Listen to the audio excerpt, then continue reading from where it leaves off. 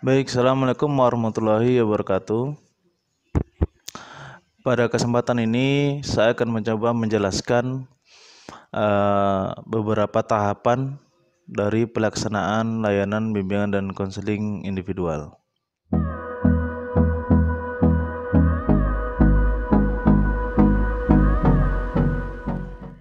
Dalam tahapan layanan bimbingan dan konseling individual, akan saya jelaskan adalah 6 tahapan, di mana tahapan yang pertama adalah tahap persiapan, tahap kedua adalah tahap wawancara awal atau tahap awal, kemudian tahap ketiga adalah tahap eksplorasi masalah, kemudian tahap keempat adalah tahap mempersonalisasi masalah, kemudian tahap kelima adalah pengembangan inisiatif atau tahap mengembangkan inisiatif, dan tahap yang terakhir adalah tahap keenam adalah tahap mengakhiri konseling. Tahap pertama adalah tahap persiapan, di mana di video saya sebelumnya saya sudah menjelaskan tentang apa-apa yang harus dipersiapkan oleh guru bimbingan dan konseling sebelum melaksanakan layanan bimbingan dan konseling individual. Di antaranya adalah mempersiapkan ruangan yang nyaman, kemudian mempersiapkan diri konselor itu sendiri, kemudian pengaturan tempat duduk dan pengaturan konteks dan sebagainya. Itu sudah saya jelaskan di video saya sebelumnya. Sehingga untuk memahami tentang tahap persiapan ini silahkan disimak video saya sebelumnya. Yang kedua adalah tahap wawancara awal, di mana tahap wawancara awal ini ataupun tahap yang awal ini adalah tahap di mana pada tahap ini guru bimbingan konseling melakukan penerimaan yang formal ataupun non formal terhadap kliennya. Pada tahap ini beberapa poin yang mungkin bisa dilakukan oleh guru bimbingan konseling adalah dengan cara memikat konseling itu sendiri ataupun memikat klien ketika datang di ruang bimbingan dan konseling itu, apakah dengan cara penerimaan yang bagus, penerimaan yang baik, sehingga ketika klien datang ke ruang bimbingan dan konseling itu merasa nyaman dan tidak terbebani oleh masalah-masalah yang mungkin sedang dialaminya. Ya, silakan guru bimbingan konseling itu berinisiatif untuk bagaimana caranya supaya bisa memikat seorang konseling itu, supaya memikat seorang klien sehingga bisa betah ataupun bisa nyaman ketika berada di ruangan bimbingan dan konseling. Kemudian juga bisa di dalam tahap pertama ini bisa juga diinformasikan, di mana guru bimbingan dan konseling itu memberikan informasi terhadap kliennya tentang secara lebih luas penjelasan tentang bimbingan dan konseling, termasuk etika dalam bimbingan dan konseling, termasuk tujuan dari bimbingan dan konseling, termasuk juga asas-asas yang terdapat dalam bimbingan dan konseling. Sehingga klien yang selama ini di benaknya, di pikirannya, di mindsetnya itu terdapat banyak keraguan tentang bimbingan dan konseling itu, maka dengan adanya penjelasan ataupun berbagai macam informasi tentang bimbingan dan konseling itu, maka keraguan itu akan dibantahkan. Termasuk juga pemberian informasi tentang beberapa data tentang guru bimbingan dan konseling di ruangan bimbingan dan konseling. Seandainya dalam ruangan bimbingan dan konseling itu terdapat 4 guru BK, maka diinformasikan semuanya masing-masing dari guru BK itu, sehingga dipersilakan kepada kliennya untuk memilih kira-kira akan berkonsultasi dengan guru BK yang mana, ya. Itu yang menjadi tahap awal yang mungkin menjadi tahap penerimaan guru bimbingan konseling itu dalam menerima klien untuk berkonsultasi itu. Ya, sehingga dalam memikat konseling inilah yang merupakan awal dari nyaman atau tidak nyamannya klien itu ketika mengikuti proses konseling ataupun mengikuti layanan bimbingan konseling, terutama konseling individual. Kemudian tahap yang kedua adalah tahap yang ketiga adalah tahap eksplorasi masalah. Jadi eksplorasi masalah ini berfungsi untuk guru bimbingan konseling itu menggali informasi, menggali secara lebih dalam lagi tentang masalah-masalah yang dihadapi oleh kliennya dengan beberapa poin, misalnya dengan mengajukan pertanyaan terbuka, kemudian mengajak klien terbuka. Itu salah satu poin yang bisa diterapkan dalam tahap eksplorasi masalah. Mengajak terbuka artinya meminta kepada klien untuk secara terbuka dalam menjelaskan tentang masalah yang sedang dialami. Itu salah satu fungsi dari mengajak klien terbuka, atau dengan beberapa pertanyaan yang diajukan oleh guru bimbingan konseling itu, pertanyaan-pertanyaan yang sangat terbuka yang bertujuan untuk menggali beberapa informasi tentang masalah yang dihadapi oleh kliennya. Bisa juga dengan cara guru bimbingan konseling itu bersikap mendengarkan secara akurat apa yang dijelaskan oleh kliennya, kemudian memberikan dorongan minimal kepada kliennya. Dorongan minimal artinya memberikan penekanan terhadap kliennya apa yang sudah diceritakan untuk terus diceritakan lebih luas lagi. Kemudian mengikuti pokok pembicaraan yang sudah disampaikan oleh kliennya, maka itu semua adalah merupakan dari eksplorasi masalah. Dari mulai guru bimbingan konseling itu mengajak terbuka terhadap kliennya untuk terbuka ataupun kliennya bisa involve terhadap masalah yang dihadapinya.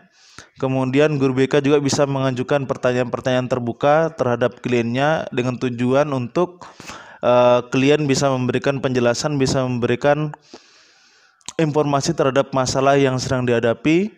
Kemudian guru bimbingan konseling juga bisa bersikap mendengarkan secara akurat apa yang disampaikan oleh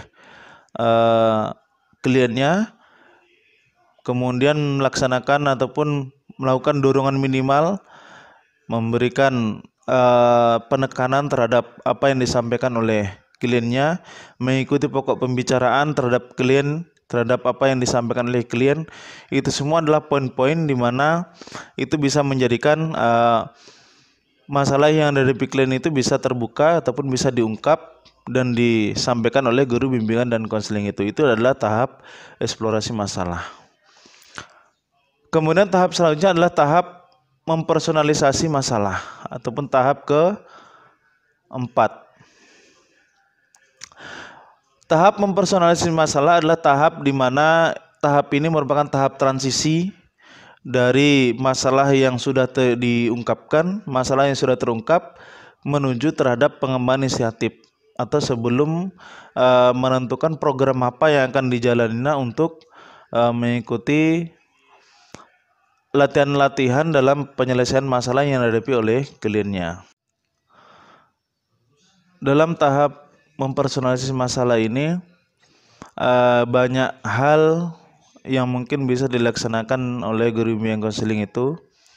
Apakah dengan cara mempersonalisasikan arti dari pernyataan klien yang diungkapkan itu, kemudian bisa juga mengonseptualisasikan kekurangan-kekurangan dari apa yang disampaikan oleh kliennya, bisa juga dengan menginternalisasikan kekurangan-kekurangan apa yang disampaikan oleh kliennya. Dapat juga dengan cara mengkonkretkan kekurangan-kekurangan, mengonfrontasikan kekurangan-kekurangan. Itu bisa dilakukan dalam mempersonalisasikan masalah. Jadi dalam mempersonalisasikan arti, itu yang dimaksudkan adalah guru bimbingan konseling itu menjelaskan terhadap kliennya tentang bahwasannya pengalaman-pengalaman yang ia alami itu sangat penting untuk dirinya. Sehingga dalam adanya personalisasi arti ini adalah langkah pertama yang memberikan pemahaman terhadap kliennya tentang hubungannya dengan tujuan yang akan dicapai dalam pelaksanaan bimbingan dan konseling individual ataupun dalam pelaksanaan layanan konseling yang dia alami ini. Jadi mempersonalisasi arti itu paling tidak dengan adanya tahapan ini, dengan poin ini, guru bimbingan konseling itu memberikan pemahaman terhadap kliennya sehingga klien memahami tentang pengalaman-pengalaman yang dia sampaikan itu sangat berarti baginya. Artinya ini merupakan langkah pertama dalam hal konseling itu memahami terhadap pengalamannya yang berhubungan dengan apa tujuan yang akan dicapai dalam pelaksanaan konseling itu. Itu adalah tahapan ataupun poin mempersonalisasikan arti. Kemudian selanjutnya adalah mengonseptualisasikan masalah. Kemudian selanjutnya adalah mengonseptualisasikan kekurangan-kekurangan. Dalam poin ini, guru bimbingan konseling itu mengajukan pertanyaan-pertanyaan bebas tentang pernyataan klien, di mana pertanyaan ini merupakan usaha untuk mengetahui unsur-unsur apa yang hilang dari diri kliennya sehingga menyebabkan masalah klien itu timbul. Ya, itu dari mengonseptualisasikan kekurangan-kekurangan. Pada poin menginternalisasikan kekurangan-kekurangan, pada tahap ini guru bimbingan konseling itu harus bisa membuat seorang klien itu bisa bertanggung jawab ataupun bisa mempertimbangkan terhadap masalah-masalah yang dialaminya.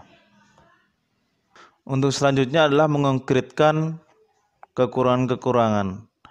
Artinya dalam tahap ini ketika guru bimbingan konseling itu mampu membuat ataupun mampu mengkonkretkan kekurangan-kekurangan yang dialami oleh kliennya itu, maka bisa dipastikan guru bimbingan konseling itu akan dengan mudah untuk menentukan tujuan yang akan dicapai oleh seorang kliennya atau arah dari penyelesaian masalah yang dialami oleh kliennya itu. Kemudian selanjutnya adalah mengonfrontasikan kekurangan. Guru bimbingan konseling itu bisa melakukan konfrontasi terhadap kekurangan-kekurangan yang ada dalam kliennya itu. Jadi guru bimbingan konseling itu bisa mempersonalisasi masalah dengan melalui konfrontasi. Artinya menyampaikan antara apa yang dilakukan oleh kliennya itu berbeda dengan apa yang dikatakan oleh kliennya itu. Itu adalah konfrontasi. Sehingga akan ada gambaran lebih jelas tentang masalah yang dihadapi oleh kliennya.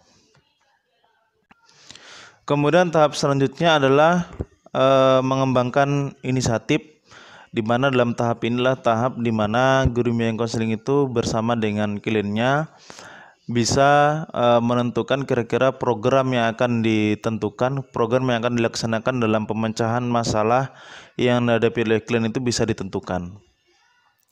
Dalam tahap ini guru bimbingan konseling itu bisa membantu klien dalam menentukan programnya dengan cara membantu klien dalam menentukan tujuan, kemudian membantu klien juga dalam menetapkan program apa yang akan dilaksanakan, kemudian membantu klien tentang perencanaan ataupun kapan akan dilaksanakan. Kemudian juga guru bimbingan konseling juga bisa memberikan pemberian penguatan. Poin-poin ini adalah merupakan dukungan terhadap kliennya dalam mengembangkan ataupun melaksanakan program yang akan ia lakukan dalam pengentasan masalah yang sedang dihadapinya. Dalam pengembangan inisiatif ini, guru bimbingan konseling itu tidak bisa semata-mata membiarkan kliennya untuk mengembangkan inisiatifnya ataupun memilih program yang akan dilakukannya. Namun dalam tahap ini guru bimbingan konseling juga bisa berperan dalam hal memberikan pengarahan, memberikan pertimbangan-pertimbangan sebelum program yang dipilih oleh klien itu dilaksanakan. Contoh dalam menetapkan program yang akan dilaksanakan itu, jadi dalam menetapkan program yang akan dilaksanakan oleh kliennya itu, klien dapat memilih program dengan pertimbangan-pertimbangan yang matang dengan arah-arahan dari guru bimbingan konseling itu. Sehingga program apa yang diprogramkan yang akan dilaksanakan oleh kliennya itu kemudian akan dipadukan, akan dilaksanakan berdasarkan juga dengan teori-teori ataupun teknik dari bimbingan konseling itu, ya. Sehingga keseluruhan program yang akan dilaksanakan itu dapat dengan mudah dilaksanakan berdasarkan dengan pelayanan bimbingan dan konseling. Kemudian yang terakhir adalah mengakhiri konseling. Dalam mengakhiri konseling ini ada beberapa hal yang mungkin bisa dilakukan. Mungkin karena keterbatasan waktu juga menjadi alasan kita. Kemudian memberikan pekerjaan rumah. Pekerjaan rumah artinya memberikan program-program yang sudah dijadwalkan itu untuk dilaksanakan, kemudian menjadwalkan ulang kira-kira kapan akan dibahas ulang ataupun kapan pertemuan lagi, dan pemberian saran ataupun menanyakan perasaan klien ketika mengikuti proses konseling itu seperti apa. Saya kira ini adalah tahapan dari konseling ataupun mengakhiri konseling. Jadi dalam penjelasan saya, dalam tahapan konseling individual, pelayanan konseling individual, yang saya jelaskan ada 6 tahapan. Dari tahap pertama itu adalah persiapan, tahap kedua adalah tahap awal ataupun wawancara awal atau tahap penerimaan, tahap ketiga adalah eksplorasi masalah, tahapan keempat adalah